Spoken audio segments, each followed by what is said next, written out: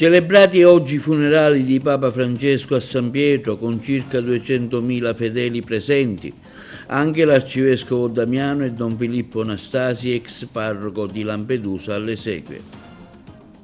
Si è svolta ieri a Villa Bonfiglio la tradizionale cerimonia in occasione degli 80 anni della Festa della Liberazione, alla presenza del prefetto Caccamo.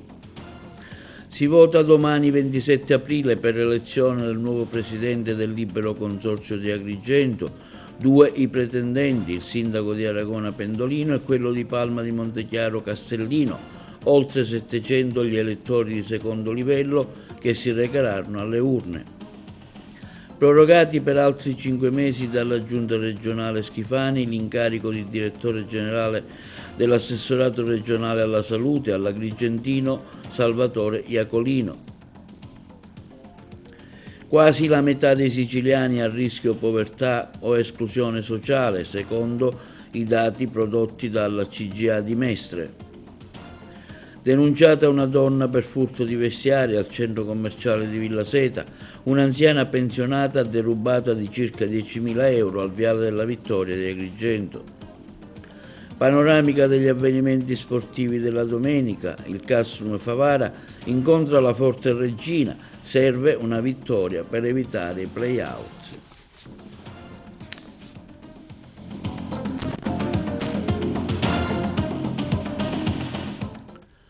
Buongiorno col nuovo appuntamento di TV Notizie di oggi sabato 26 aprile, al via stamani i funerali di Papa Francesco a Piazza San Pietro. Le esequie del Pontefice sono state celebrate dal cardinale Giovanbattista Re, presenti circa 200.000 fedeli. Il nostro servizio. Al via stamani i funerali di Papa Francesco a Piazza San Pietro. Le esequie del Pontefice sono state celebrate dal cardinale Giovanni Battista Re, presenti circa 200.000 fedeli per l'ultimo addio a Bergoglio, secondo la stampa vaticana. Subito dopo i funerali ci sarà un corteo funebre a Passo d'Uomo verso la Basilica di Santa Maggiore, dove sarà sepolto il pontefice per la tumulazione della salma. Per la cerimonia funebre presenti 980 fra cardinali, vescovi e sacerdoti, sul sagrato anche il presidente degli Stati Uniti Donald Trump, Giorgia Meloni e il presidente Mattarella con le delegazioni dei capi di Stato, presente anche Zelensky e Macron, attesa per l'inizio del conclave per scoprire chi sarà il successore di Bergoglio. Intanto il comune di Comitini ringrazia Papa Francesco. La storia racconta che neanche 20 minuti dopo aver inviato la richiesta di un incontro con una delegazione guidata dal sindaco di Comitini alla casella email del comune dal Vaticano, sia arrivata subito la risposta positiva. Papa Francesco avrebbe incontrato e abbracciato i comitinesi. Appuntamento era fissato per il prossimo 11 giugno nella sala Paolo VI e insieme avrebbero ricordato la Sicilia, le tragedie delle miniere e le morte dei Carusi. Occasione persa, ma se i tempi del conclave saranno celeri, consentirà a Comitini di incontrare e rendere omaggio al nuovo pontefice, un dono post mortem che il Santo Padre argentino ha provocato e voluto riservare alla città tricolore più piccola d'Italia, terra dello zolfo e delle zolfare. Comitini è riconoscente e ringrazia Papa Francesco e mai lo dimenticherà. Intanto la Chiesa agrigentina omaggia oggi il Papa Francesco, l'arcivescovo Damiano e il parroco di Lampedusa a Roma. Stamane all'altare della confessione ho fatto visita a nome di tutta la Chiesa agrigentina a Papa Francesco. Ho pensato ieri che fosse un atto doveroso venire personalmente a raccogliermi in preghiera e appunto con me portare tutta la Chiesa agrigentina, portare la comunità di Lampedusa, la prima da lui visitata, il rosario, il rosario della risurrezione, per ringraziare Dio questa guida che ci ha riservato in questi anni e per essere grati a Papa Francesco per come ha saputo toccare il cuore di tanti uomini, di tante donne, di tanti fedeli ma anche diversamente fedeli. E l'afflusso che c'è in questa basilica è la risposta silenziosa ma efficace.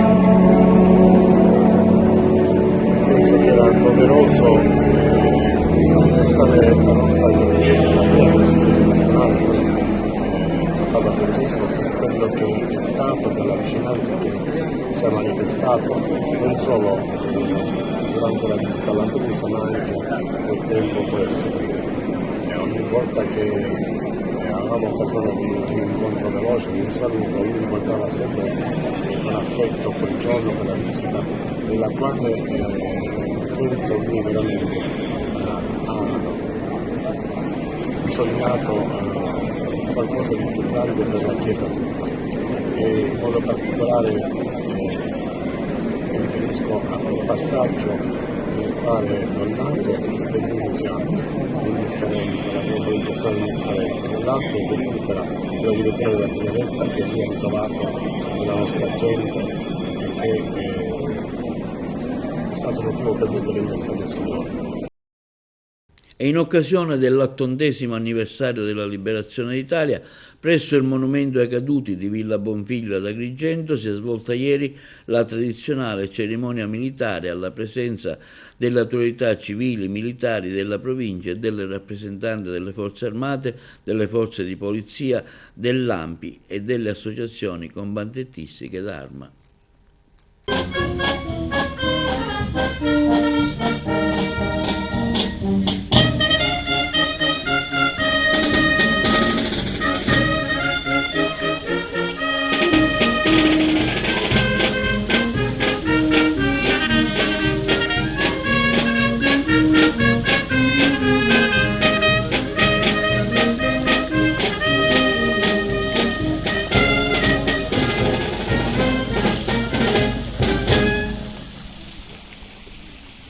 Ottant'anni oggi per non dimenticare ciò che fu l'occupazione nazifascista, la guerra. Anche ad Agrigento, a Villa Bonfiglio, si vuole ricordare, come in tutta Italia, in un momento di sobrietà, l'evento. Sì, lo ricordiamo, come ha ben sottolineato, proprio ad Agrigento, la città di Agrigento che merita questo momento non solo per il 25 aprile ma nel contesto generale del 2025, quindi Agrigento, capitale italiana della cultura. Non poteva non tenersi qui un momento istituzionale. Come ha detto pure lei, è un momento un po' di sobrietà e con una vena di tristezza per il lutto universale che ha colpito tutto l'intero pianeta. Siamo qui per ricordare il 25 aprile, ma anche la figura di Papa Francesco, che è stato veramente un precursore di tutto ciò che riguarda democrazia, libertà e i principi civili di serena convivenza in tutte le parti dell'emisfero.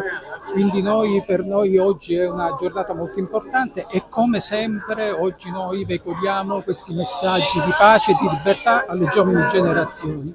In tutte le manifestazioni istituzionali e non, io ho sempre voluto la presenza dei ragazzi. Credo fortemente nella loro volontà, nella loro caparbietà, perché loro hanno tutte le potenzialità per traguardare questi obiettivi e per raggiungere questi pilastri fondamentali della nostra Costituzione. A proposito della morte del Papa, è stato istituito un libro per le condoglianze. Come sta andando, prefetto, in prefettura? Sì, proprio poc'anzi ho sfogliato le pagine del registro di cordoglio. I cittadini vengono in prefettura, appongono il loro messaggio di cordoglio, il loro pensiero affettuoso nei confronti del Sommo Pontefice. È anche questo un segnale delle istituzioni che sono presenti. Ecco, e poi, come è noto, il registro verrà consegnato nelle mani del nostro Vescovo, perché è un momento di testimonianza di tutto il territorio a questo momento assolutamente particolare. Ricordare la Resistenza, sono passati 80 anni, è un sentimento, una voglia di riscatto da ciò che è stata la la guerra, l'occupazione nazifascista? La Resistenza è stato il momento, diciamo, che ha riunificato il paese, il secondo risorgimento dell'Italia, un'unità ritrovata in un'Italia che è stata divisa dal fascismo. Naturalmente il lascito è la cosa più importante di cui vogliamo sempre parlare. Il lascito è la Costituzione democratica, una Costituzione inclusiva che garantisce la libertà di tutti di fronte a un regime che aveva tolto tutte le libertà. Una Costituzione che garantisce la vita, la gioventù, la pace, perché rifiuta la guerra come mezzo di risoluzione delle controversie internazionali. Oggi naturalmente questo momento, l'80°, è più importante degli altri per i pericoli che stiamo vivendo, per le guerre che ci sono in corso, la guerra mondiale a pezzi, come parlava il mai tanto amato Papa Bergoglio. E allora sulla costruzione della pace, sulla fine dei massacri come a quelli di Gaza, su un ruolo internazionale dell'Italia che sia promotore di pace, sul rispetto del lavoro e dei referendum, sulla partecipazione nell'invitare la gente a votare, a cominciare dai referendum, questo 25 aprile è un grande giorno. 80 anni in cui abbiamo affrontato pericoli peggiori, ma abbiamo guardato il mondo, guardando in avanti, guardando all'avvenire. Oggi c'è un momento di stanchezza e vogliamo che invece si riprenda il cammino che i partigiani ci hanno indicato durante la Resistenza. Certo, come ogni anno, a maggior ragione oggi che è l'80° della liberazione, è un'occasione per ricordare e soprattutto per mantenere vivo un impegno, perché non bisogna solo ricordare, bisogna impegnarsi attivamente affinché i valori che hanno animato la Costituzione e la Resistenza siano valori che continuiamo a salvaguardare e a rinnovare nel tempo, che se no li perdiamo, cioè i diritti non sono per sempre, quindi occorre ricordare e combattere affinché quei valori vengano salvaguardati. 80 anni dalla Resistenza.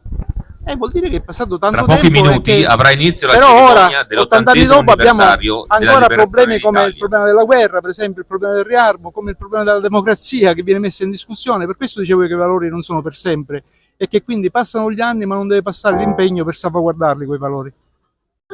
Rosario Manganella presente a questa iniziativa del 25 aprile, un suo messaggio nella qualità di...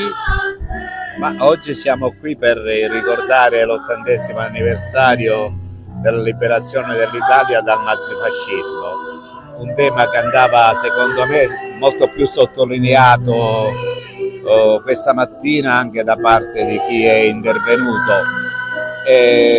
Ritengo che questo è il motivo principale della giornata di oggi, che qualcuno ha voluto passare quasi inosservato con la morte del Papa, sfruttando, diciamo, questo evento così doloroso per tutta l'Italia, per tutto il mondo, dicendo che dobbiamo fare iniziative sobrie.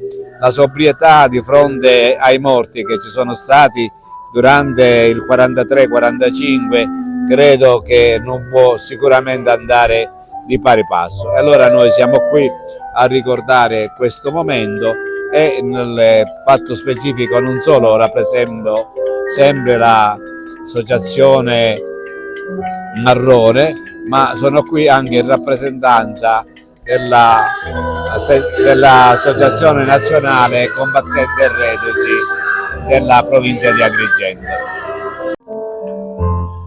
Gaetano Aronica ha interpretato una poesia di un combattente, di un reduce, di uno che è morto di Favara durante la Resistenza. Sì, l'ho detto prima, è un uomo che non conosceva la paura. Quando l'ho incontrato, perché per me i personaggi della storia che incontro, sapete benissimo che ormai fa parte del mio lavoro, sono per me amici, persone con le quali io mi confronto nella solitudine del mio studio.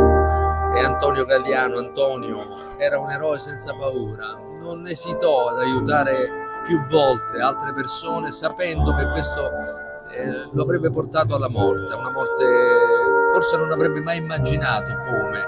Non fu una morte violenta, fu una morte lenta, per cui ancora più atroce.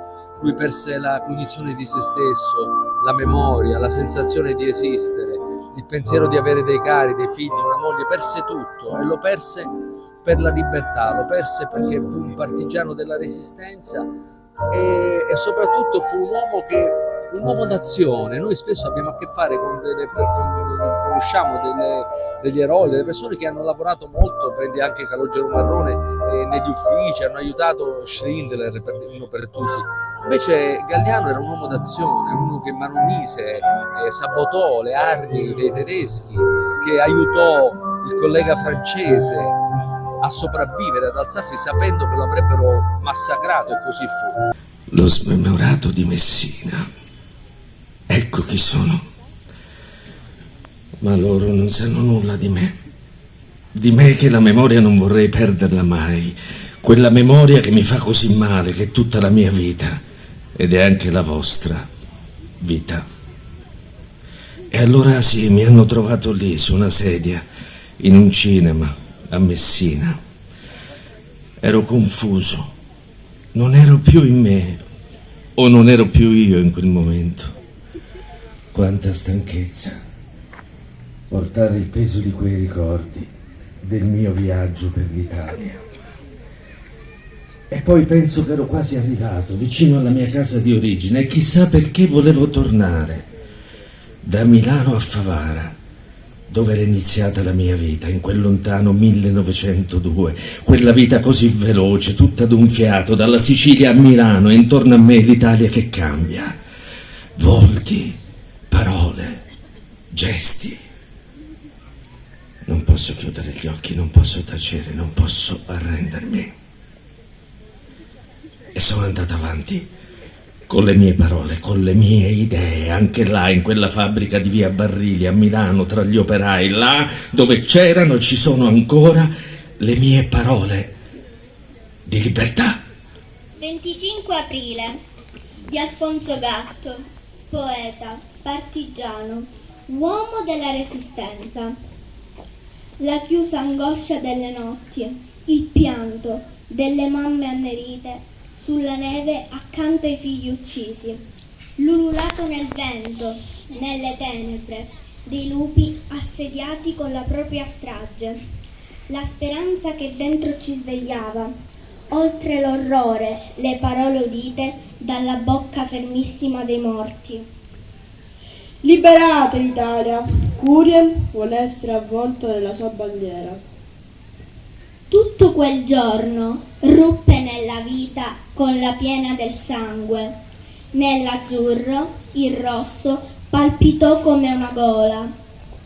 E fummo vivi, insorti con il taglio ridente nella bocca, pieni gli occhi, piena la mano nel suo pugno. Il cuore d'improvviso ci apparve in mezzo al petto. Sono nato il 14 marzo del 1915 a Racalmuto.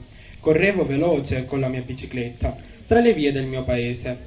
Anche il mio pensiero correva veloce tra i libri della facoltà di giurisprudenza, pensando a quello che volevo diventare.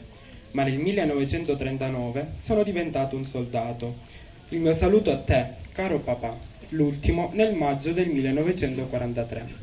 Ti ho scritto, se mi mandano dove spero, sarò felice, non ti preoccupare.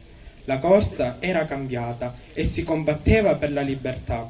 Alla fine della mia vita e della mia corsa, quella libertà mi ha reso felice.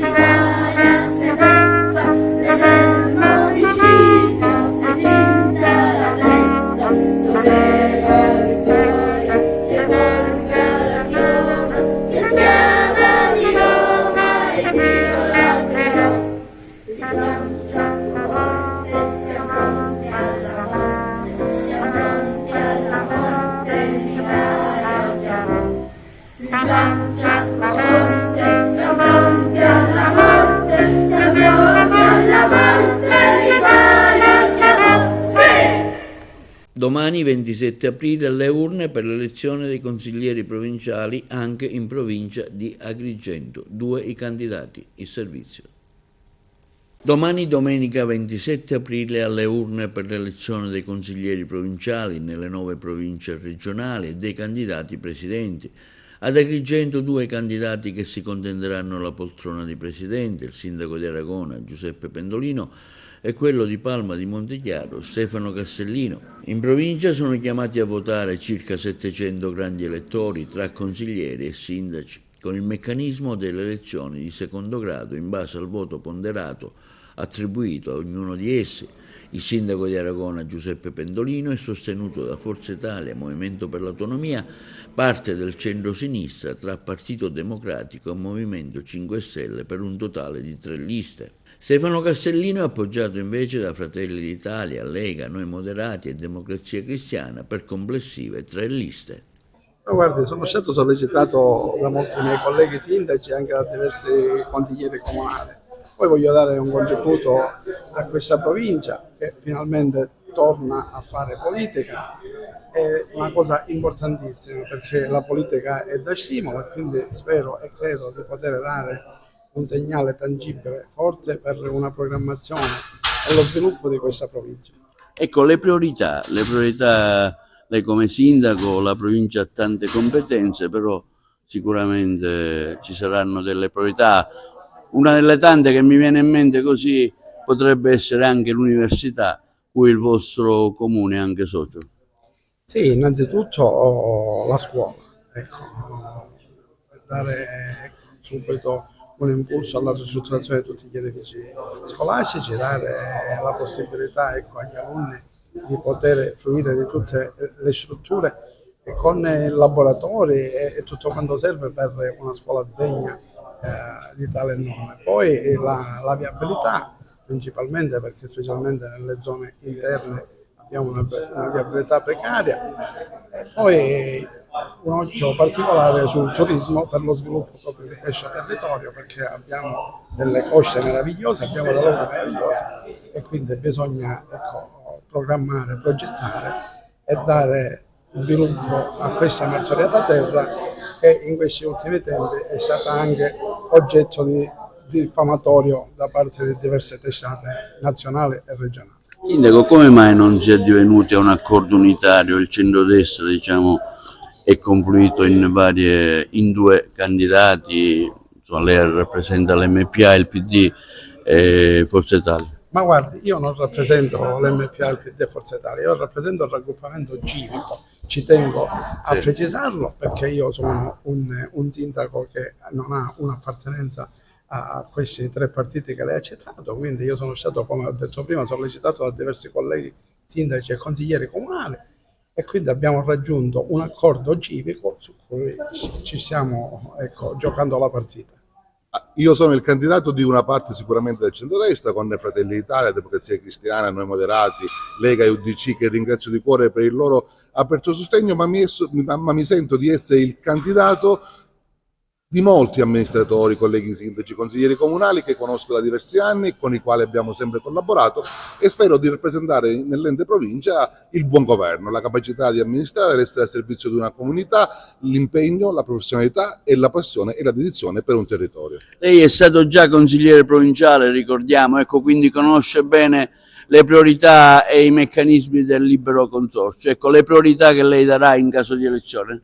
Io sono stato per quasi 3 anni assessore della provincia regionale di Agrigento, da sindaco rivesto e ho rivestito per già quasi 3 anni il ruolo di presidente della 3ª commissione del libero consorzio, conosco questo ente, sono molto innamorato dell'ente provincia per ciò che rappresenta, un ente di collegamento forte tra i comuni, la regione e il governo centrale, quindi il governo nazionale. Le priorità sono quelle che conosciamo, dalla viabilità agli istituti scolastici che necessitano una manutenzione perché ormai da diversi anni sono abbandonati a loro stessi, ai servizi sociali, al fatto che siamo frontiera di Europa con la nostra Lampedusa e non solo. Ed è per noi fondamentale che la provincia possa essere amministrata con un impegno unico, perché l'assenza dell'ente di area vasta in questi quasi 13 anni si è vista e si è sentita davvero tanto. Uno dei tanti punti, per esempio, che mi viene in mente è l'università. Assolutamente, l'università, io ricordo che all'epoca la provincia era vitale, forte a sostegno dell'Università di Agrigento e deve ritornare a esserlo, non solo per la città di Agrigento, ma per tutti i comuni che all'epoca erano coinvolti e che adesso hanno rasentato la marginalità. L'università sarà uno dei punti nodali che affronteremo proprio nei primi giorni della nostra amministrazione. Ecco, anche gli aeroporti, ad esempio, lei recentemente è stato protagonista di alcune decisioni. Insieme ai colleghi della terza commissione abbiamo seguito e portato avanti quello che arrivava da input importanti da parte del governo nazionale, dall'onorevole Pisano, al ministro Salvini e a tutti coloro i quali, ripeto, in tutto l'arco costituzionale stanno seguendo questa importante infrastruttura. Capisco che i nostri concittadini dopo 60 anni di parlare di aeroporto saranno scettici, ma non dovrà mai mancare per l'attività nostra locale e la provincia sarà il punto nodale per far sì che questa volta l'aeroporto di Agrigento possa diventare realtà e non più un sogno. E nell'ultima seduta la giunta del governo regionale, presieduta dal governatore Schifani, su indicazione dell'assessore regionale alla salute Daniela Faroni, ha disposto di prorogare per 5 mesi l'incarico al dirigente generale attuale, l'agrigentino Salvatore Iacolino. Il servizio. Nell'ultima seduta la giunta del governo regionale, presieduta dal governatore Renato Schifani, su indicazione dell'assessore regionale alla salute Daniela Faroni, ha disposto di prorogare per 5 mesi l'incarico al dirigente generale attuale Salvatore Iacolino, che come è noto è dirigente esterno alla regione, essendo lo stesso dipendente in aspettativa dell'ASP di Agrigento con all'attivo precedenti incarichi di direttore generale di aziende ed enti del servizio sanitario regionale. Il contratto attualmente in essere a Iacolino sarebbe dovuto scadere il 7 maggio, mentre a seguito della delibera adottata dalla Giunta di Governo andrà a scadere nel mese di ottobre. Nelle more potranno essere infatti gli atti propedeutici e l'atto di interpello interno per verificare quali altri dirigenti della Regione e quale sia eventualmente il loro curriculum risultano interessati a ricoprire l'incarico. Se l'atto di interpello andasse a vuoto, dovrà essere predisposto e pubblicato un avviso informativo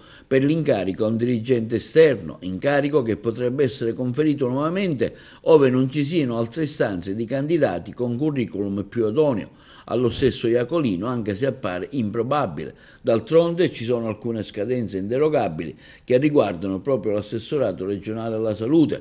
Nel passato Salvatore Iacolino ha ricoperto il ruolo di direttore amministrativo delle ASP di Agrigento, Siracusa e Caltanissetta, è stato inoltre direttore generale dell'ASP 6 di Palermo, governando un'azienda che annoverava 6.000 dipendenti, gestendo un budget finanziario di 1,3 miliardi di euro e contava ben 7 ospedali e gravitava su un territorio comprendente ben 83 comuni. L'ultimo incarico assolto da Iacolino, precedentemente a quello di dirigente generale del Dipartimento della Pianificazione Strategica, è stato quello di commissario straordinario dell'azienda ospedaliera universitaria del Policlinico Paolo Giaccone di Palermo, nel quale lavoravano circa 2.200 dipendenti ed erano allora funzionanti 465 posti letto. Linea alla regia per la pubblicità. L'agrigentino Vincenzo Asaro è stato nominato nuovo direttore sanitario dell'ospedale San Giovanni di Dio di Agrigento. La nomina, dopo il recente atto deliberativo del direttore generale dell'ASP Giuseppe Capodieci, è avvenuta a seguito del completamento della procedura di selezione per l'assegnazione iniziata con apposito bando del posto rimasto vacante a seguito del pensionamento del precedente direttore Gaetano Migliazzo. Vincenzo Asaro, dirigente medico dell'ASP, ha maturato una grande esperienza lavorativa in più di 30 anni di servizio nella sanità pubblica. In passato ha più volte ricoperto il medesimo incarico di direttore sanitario. L'inizio del suo nuovo incarico è stato fissato a partire dal 1° maggio prossimo. E quasi la metà dei siciliani si trova a rischio povertà o esclusione sociale. Circa 2 milioni di siciliani, il 40,9%, del totale si trovano a dover vivere con circa 1.000 euro al mese o vivono in famiglie che non sono in grado di sostenere spese impreviste, sono in arretrato con il pagamento delle bollette o dell'affitto, non possono permettersi di riscaldare la casa, di sostituire l'arredamento danneggiato o l'abbigliamento usurato e nemmeno di poter possedere una macchina. Ancora si tratta di famiglie che non possono permettersi momenti di svago, che sia una settimana di vacanza all'anno o mangiare fuori una volta al mese. I dati relativi al 2024 sono stati prodotti dall'Eurostat ed elaborati dall'Ufficio Studi della CGA, l'Associazione degli Artigiani e delle Piccole Imprese di Mestre. La Sicilia si trova al terzo posto tra le regioni italiane, superata soltanto dalla Campania, dove la percentuale sale al 43,5% e dalla Calabria al 48,8%. L'emergenza povertà è ancora più preoccupante se si guarda alla media nazionale, che si ferma al 23,1%, oltre 13 milioni di persone. Ciò significa che circa il 14,4% dei poveri italiani risiede in Sicilia. Passiamo ora alla cronaca. Ha rubato capi di abbigliamento in un negozio del centro commerciale Città dei Templi a Villa Seta, riuscendo, credendo averla fatta franca, ad allontanarsi. I poliziotti della sezione volanti della questura di Agrigento, a conclusione di una breve attività investigativa, hanno subito identificato l'autrice della razzia. È stata trovata in possesso di merce per oltre 100 euro. Si tratta di una sessantenne. La donna è stata denunciata in stato di libertà alla Procura della Repubblica di Agrigento per l'ipotesi di reato di furto aggravato. Aveva portato via più capi di abbigliamento nascondendoli dentro una borsa o indossandoli. La merce è stata recuperata, restituita al titolare del negozio della struttura commerciale. È accaduto in pieno giorno al Viale della Vittoria di Agrigento, dove una pensionata ultra settantenne è stata avvicinata da una donna che, vedendola con i sacchetti della spesa in mano, si è offerta di aiutarla a portarli fino a casa. Giunti nell'appartamento, la delinquente ha probabilmente lasciato la porta socchiusa e si è attardata con l'anziana. Qualcuno ha nel frattempo messo a soqquadro la camera da letto, arraffando soldi e oggetto d'oro, un colpo di circa 10.000 euro. La pensionata poco più tardi si è recata in camera da letto, ha fatto l'amara scoperta e non ha potuto far altro che chiamare il 112. La polizia insieme ai carabinieri hanno prima constatato il furto e poi raccolto il racconto e la denuncia a carico di ignoti. Cibo avariato destinato alla ristorazione sequestrato dalla polizia nel Messinese. Il servizio. La polizia stradale della sottosezione di Messina ha sequestrato e distrutto 624 kg di alimenti, tra i quali pesce, pollo e carne rossa, tutti destinati alla ristorazione messinese. Il cibo era trasportato su un autocarro adibito al trasporto di alimenti, preso a noleggio e condotto da un cittadino cinese di anni 59, residente a Catania. Il fermo del veicolo è avvenuto nella tratta autostradale A18 nei pressi dei caselli di Tremestieri. Una volta aperti i portelloni del furgone, i poliziotti hanno constatato che il cibo era trasportato ad una temperatura più 13 gradi centigradi, nettamente superiore a quella prevista, meno 18 gradi centigradi. È stato, quindi, richiesto l'intervento del personale specializzato dell'ASP di Messina, che ha accertato il cattivo stato di conservazione degli alimenti, dichiarandoli non più commestibili e, pertanto, non idonei all'uso alimentare. Il cibo è stato sequestrato e immediatamente distrutto da ditta specializzata ed il conducente è stato deferito all'autorità giudiziaria per aver trasportato cibo in cattivo stato di conservazione, oltre che per la mancata tracciabilità del pesce. L'attività posta in essere dagli operatori della polizia stradale si inserisce nell'ambito delle attività di controllo che vengono effettuate su tutto il territorio della provincia messinese per la tutela della sicurezza dei trasporti e della salute dei consumatori, e proseguiranno anche nelle prossime settimane. Nuove arrivi e partenze al Tribunale di Agrigento. Prendono servizio i magistrati Laerte Conti, palermitano, proveniente dal Tribunale di Vibo Valentia, e Alberto Lippini, da quello di Genova. Torna ad Agrigento, dove è stato in servizio per tanti anni, il giudice Gianfranca Claudia Infantino, che ricoprirà l'incarico di magistrato di sorveglianza rimasto vacante dopo il trasferimento di Walter Carlisi alla presidenza dello stesso ufficio di Caltanissetta. Il Consiglio Superiore della Magistratura ha deliberato alcuni spostamenti anche in uscita.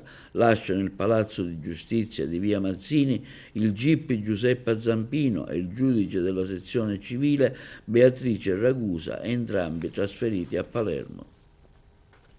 Ficarra, un piccolo paesino di circa 1300 abitanti in provincia di Messina, alla scoperta del museo Eikon.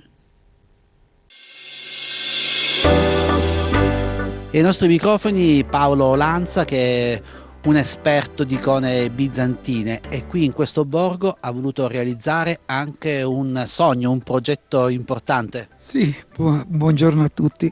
Un sogno importante, contestualizzare le mie icone in ciò di cui mi sono innamorato 7 anni fa quando fui qui convocato per insegnare pittura medievale all'Accademia.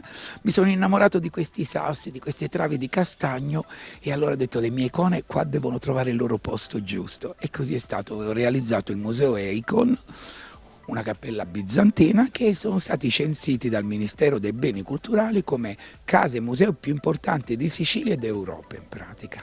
Praticamente io ho fatto togliere agli operai gli intonaci, che secondo me toglievano bellezza al luogo. Quelle pietre, se potessero parlarci, avrebbero una storia da raccontarci, come le mie icone. Da alcuni anni io li realizzo su relitti di barca spiaggiati o rimasugli di travi in case diroccate, perché anche i nodi del legno per me sono bellezza, sono un artifizio della natura che conferiscono al dipinto un valore aggiunto in pratica. Come vengono realizzate queste icone? Quale tecnica utilizza? Allora, la tempera all'uovo, quella più antica, quella per intenderci che usavano i pittori prima di Antonello con la pittura d'olio, ed è anche una tecnica molto valida, perché pensate voi, ci sono delle icone che sono del VI secolo, quindi resistono al tempo anche 1400 anni, non c'è caduta di colore perché viene creata questa emulsione con l'uovo e col vino, perché ha anche un valore sacrale. Il vino rappresenta il sacrificio del Cristo e l'uovo è il valore cosmico della vita in pratica. Poi là vengono inglobati minerali preziosi quali lapislazzuli, malachite, terre, ocre, anche perché la filosofia dell'iconografo è che tutta la natura, tutto ciò che ci dà il creato, concorre a dare gloria al creatore in pratica. Ci può illustrare nel dettaglio qualche icona? Sì, allora guardate, questo è un omaggio che ho fatto a una delle icone più belle che si trova a Santa Caterina al Sinai, nel monastero di Santa Caterina al Sinai. Questo è il pantocratore, il più antico forse, e risale al VI secolo ed è stato fatto ad incausto. E pensate voi, fu fatto probabilmente quest'opera a Costantinopoli, perché sovrapponendo la sindone hanno le stesse misure, quindi praticamente questo forse è il vero volto di Gesù Cristo, la prima foto istantanea, e io l'ho voluto replicare. In Grecia questo è detto onymphos, che vuol dire lo sposo, quello che noi diciamo in Sicilia lecce homo. Realizzato sempre su una tavola di legno. Guardi, era una tavola, ho trovato uno sgabello che era tutto tarlato, avrà avuto più di 100 anni, ho detto voglio recuperare quel pezzo che è più sano, e ci ho ricavato questo mandilion in pratica. E qui troviamo altri oggetti e altre icone. Sì. Noi abbiamo tanta di quella tradizione in Sicilia, perché apparteneva all'impero di Bisanzio la Sicilia, quindi abbiamo avuto tante chiese bizantine, qua ci sono stati monaci basiliani sui Nebrodi, e questo è un tipico pantocratore per me siciliano, perché ha i colori della tradizione, però nelle fattezze l'ho voluto fare un po' alla maniera siciliana in pratica. Lì mi sembra di individuare un oggetto di mare, che cos'è? Bravissimo, guardi, questa è come una ghiglia di una che conduce, è sotto la barca, praticamente la dirige. Quando io l'ho visto ho detto guarda, io farò qua un epitaffio, il compianto del Cristo morto, che è lui che veicola, che trascina la barca. Passiamo ora allo sport con una panoramica degli avvenimenti di calcio della giornata di domani, curata dal collega Carmelo Lentini. Ultime 2 gare di campionato del girone I di Serie D. il cui interesse è cristallizzato tra le due leader, vale a dire Siracusa e Reggina, divise tra loro da appena un punto. E l'interesse è rivolto anche alla parte bassa e per i prossimi play-out. Entrambe le prime, ci riferiamo a Reggina e Siracusa, e giocano entrambi in casa, il Siracusa contro l'Ostrica Vibonese, mentre la Reggina al Granillo ospiterà la squadra della Castrum Favara. In entrambi i casi si tratta di sfide molto delicate, i cui punti in palio sono molto importanti. Chi perde terreno saluta inesorabilmente la lotta al vertice. Stesso discorso vale anche per le due destinate a fare i play-out, vale a dire il Castrum e Favara, che rischia di andare appunto ai play-out non certo immaginabili prima del ritiro dell'Agregas e che ha comportato la perdita di ben 6 punti in classifica generale. In coda le maggiori indiziate rimangono appunto il Castrum e Favara che di punti ne ha 30, anche la Cireale è invischiato con 32 punti. Lenna con 31 e Licata addirittura con 25, mentre il Città di Sant'Agata con 24. Regina Castrum e Favara verrà diretta da Michele Piccolo di Pordenone, mentre Licata e Pompei è stata affidata a Giacomo Pasquetto della sezione di Crema. Nel girone A di eccellenza si gioca l'ultima gara di campionato, che ha consacrato matematicamente il salto in Serie D dell'Athletic Club Palermo con una giornata d'anticipo. La compagine palermitana conclude il proprio cammino tra le mura amiche dello stadio Favazza di Terrasini contro il Partinico Audace. Il Città di Gela, secondo in classifica, è ormai con la testa ai playoff e sfiderà in casa, concluderà appunto contro il Marsala, e proprio quest'ultima sarà l'unica squadra a disputare gli spareggi promozione. Chiaramente ci riferiamo al Città di Gela, avendo accumulato un vantaggio superiore alle regole federali. È il caso dell'Unitas Sciacca, che ad oggi ha un ritardo di ben 15 punti dalla seconda posizione. A questo punto l'interesse è rivolto ai play-out, che vede coinvolte Casteldaccia, Castelbuono, Oratorio Marineo e Partinico Audace. Scendiamo ancora di categoria. Sarà il Tomaselli di Caltanissetta lo stadio designato per la semifinale playoff di promozione tra il Camarat e il Priolo Gargallo. L'altra sfida riguarda invece il Montelepre, il San Fratello Acque Dolcese, che si disputa allo stadio Failla di Castelbuono. Si tratta di gara unica, il cui risultato finale di parità comporterebbe la disputa dei tempi supplementari e in caso di ulteriore parità si effettueranno i calci di rigore per determinare la squadra vincente. Le due squadre che superano questa semifinale si affronteranno in finale e chi vince approderà in eccellenza. Il Camarat verrà seguito in massa dai propri tifosi, che verranno sistemati in tribuna centrale e curva nord. I cancelli dello stadio Marco Tomaselli di Caltanissetta saranno aperti a partire dalle ore 16:30. Per quanto riguarda invece l'altra squadra della montagna, vale a dire il Gemini, terminato il campionato di promozione, adesso arriva il momento delle semifinali di Coppa Italia. In lizza appunto la compagine agrigentina del Gemini del tecnico Piero Ancona, che proprio questa domenica 27 aprile affronterà in semifinale di andata tra le mura amiche la neopromossa Messana del girone B. Il fischio d'inizio è programmato a partire dalle ore 16. Difficile trasferta a Reggio Calabria per la Castrum Favara, dove incontrerà la blasonata Reggina. Entrambe le squadre bisognosi dei 3 punti. Per la Reggina, per proseguire il suo cammino verso la vittoria del campionato. Il Favara per avere punti salvezza per evitare i play-out. Ce ne parla il collega Giuseppe Moscato. Ultime 2 partite del campionato nazionale di Serie D Girone I. Ultimi 6 punti che sono sicuramente importantissimi per tante squadre, vitali per alcune come Castrum e Favara, che si accinge alla partenza per Reggio Calabria, dove incontrerà la Reggina, una delle squadre più blasonate di questo percorso, candidata alla vittoria finale. Sicuramente una sfida che potremmo definire impossibile, ma come più volte si è detto la palla è rotonda e la fame di punti per Castrum Favara è sicuramente molto importante e che darà uno stimolo in più per ben affrontare quest'ultima parte del campionato. Questa mattina qui allo stadio Bruncoleri la rifinitura, l'ultimo allenamento perché Infantino deve ricevere le ultime indicazioni. I ragazzi sono caricati, li abbiamo visti motivati. Certo, la situazione non è magari felice come si sperava, ma proprio per questo forse ci potrà essere una marcia in più. Ma sentiamo le parole di mister Infantino. Credo che si devono affrontare una alla volta perché sono avversarie toste. Ci stiamo concentrando per disputare questa bella partita che il calendario ci ha dato, la Reggina, può essere la possibilità di portare punti. In questo momento non dobbiamo guardare l'avversario ma noi stessi.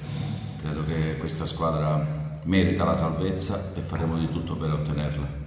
Sappiamo del blasone della Reggina, sappiamo dell'eccellente campionato che ha svolto e sicuramente sarà un'avventura e una durissima partita. Ma sono state sempre anche quelle in casa, gli avversari quando c'è un obiettivo da raggiungere sono più toste e questa è la fortuna delle ultime giornate, trovare magari squadre già appagate o squadre che hanno obiettivi già centrati o affrontare squadre che hanno ancora da finire il campionato e ottenere l'obiettivo stagionale. Come hai preparato i tuoi ragazzi? No, ma i ragazzi stanno bene, anche l'altra domenica quando abbiamo pareggiato hanno fatto un'ottima partita. Sicuramente un avversario difficile, un avversario che ha tantissime qualità, deve vincere questa partita per continuare il loro sogno, però troveranno un avversario che abbiamo bisogno di punti e cercare di raggiungere questa salvezza in queste 2 giornate. Mister, hai fatto un po' di matematica, hai fatto un po' di strategia, siamo destinati ai play-out? No, noi siamo destinati ad affrontare la Reggina in questo momento, siamo concentrati su questo. Quando finirà il campionato, se ci sarà di disputare un'altra partita, la prenderemo come un'altra opportunità per salvare il titolo della Serie D a Favara. Questa mattina l'ultima rifinitura, ci sono dei problemi, ci sono delle novità? No, abbiamo solo Palma che ha un po' di febbre, vediamo se possiamo recuperarlo, poi i ragazzi stanno tutti bene, abbiamo i 2 ragazzi squalificati, Malle che ha questo problema al gomito, però credo che c'è la grande disponibilità dei ragazzi di partecipare a questa partita per noi determinante. Determinante perché, dobbiamo dirlo, il campionato del Castrum è stato bello. In certi aspetti non ha la fortuna sorriso, forse magari in certi altri qualche colpa si deve pur dare, però diciamo che è stata una bella avventura. E ancora questa avventura non è finita, noi gli vogliamo dare il lieto fine. Abbiamo queste 2 partite e faremo di tutto per come ho detto prima, di salvare questa categoria. Sicuramente abbiamo sbagliato qualche partita, soprattutto in casa, ci poteva dare qualche punto che potevamo essere un po' più sereni oggi, però i 6 ma nel calcio non esistono, esiste solo il presente e il presente oggi si chiama Reggina. E questo è tutto per TV Notizie di oggi. Vi ricordiamo che i nostri programmi si possono vedere in tutta Italia sul canale 268 del digitale terrestre per chi ha le smart TV, in streaming sul sito www.televideoagrigento.tv e il telegiornale sul canale 93 di Video Sicilia alle 15, alle 20, con replica la mattina alle 9. Inoltre i nostri servizi si possono visionare sul canale YouTube di TVA Televideo Agrigento. E questo è tutto e vi auguriamo un buon fine settimana.